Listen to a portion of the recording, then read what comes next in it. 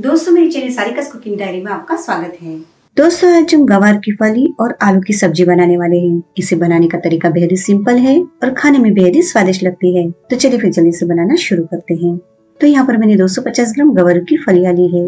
इन फलियों को हमें साफ करके टुकड़ों में मोड़ लेना है। तो फ्रेंड्स, देख लेते हैं कि इन्हें साफ कैसे करना है। तो गवार की फली ले लेते हैं और इसके दोनों तरफ की नोक को हम तोड़ लेते हैं। ये देखिए, इस तरह से हमने दोनों तरफ की नोक को तोड़ लिया है। अब ये फली ज्यादा लंबी नहीं है तो इसे मैं 2 टुकड़ों में तोड़ लेती हूँ। आप फली के साइज के हिसाब से 3 या 4 टुकड़े भी कर सकते हैं। जैसे कि यहाँ पर मैंने जो फली ली है वो ज्यादा लंबी है तो इसके मैं 3 टुकड़े कर लेती हूँ। अब इसी तरह हमें सारी फलियों को तोड़ लेना है। मैं यहाँ पर इन फलियों को हाथ से तोड़ रही हूँ, लेकिन आप चाहे तो इन फलियों को आप छुरी की मदद से भी काट सकते हैं। पर कहती कि अगर गवार को छुरी से काटा जाए तो ये थोड़ी कड़वी लगती है, इसलिए मैं हाथ से ही तोड़ना प्रीफर करती हूँ। यहाँ पर मैंने सारी फलियों को साफ कर लिया है। इसे हम धो लेते हैं। तो इसी कटोरे में हमें पानी डालकर फलियों को धो लेना है। पानी डाल लेने के बाद इसे हम हल्के हाथ से इस तरह से मसल कर धो लेना है।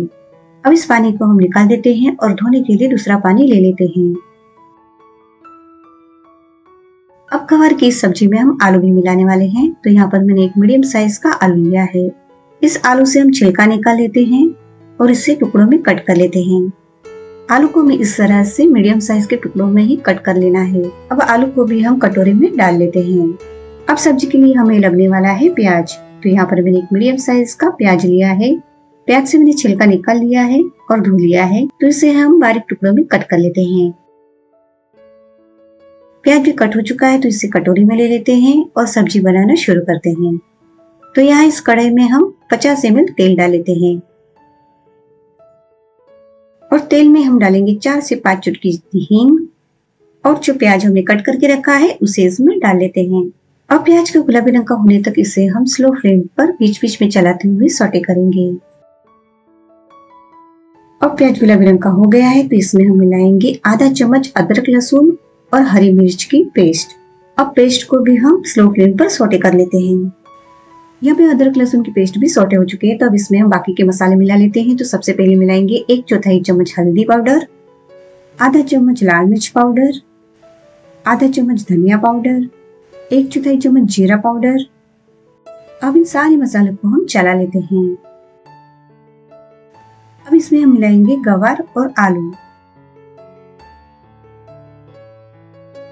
अब ऊपर से हम डालेंगे स्वाद के अनुसार नमक, 1/4 चम्मच गरम मसाला। गरम मसाले की वजह से ये सब्जी बेहद ही स्वादिष्ट लगती है। और उसी के साथ इसमें हम थोड़ा सा गुड़ भी मिलाएंगे। अब इसे हम मिक्स कर लेते हैं। आप सोच रहे होंगे कि गुड़ मिलाने से तो सब्जी मीठी हो जाएगी, पर ऐसा बिल्कुल भी नहीं है। इसलिए आप इसे जरूर ट्राई करें। आपको इस तरह से बनी सब्जी बेहद ही पसंद आएगी।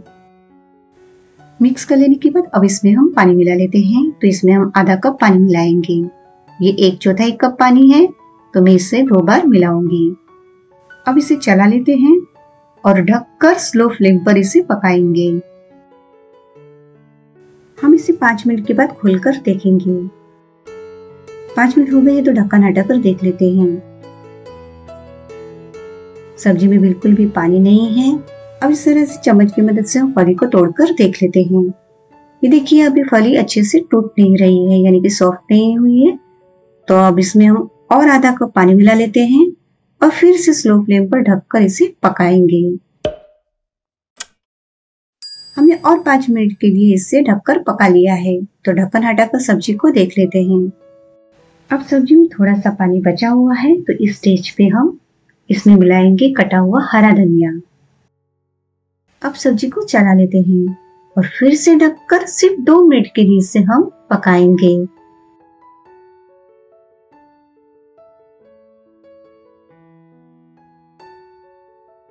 2 मिनट हो चुकी है तो सब्जी देख लेते हैं।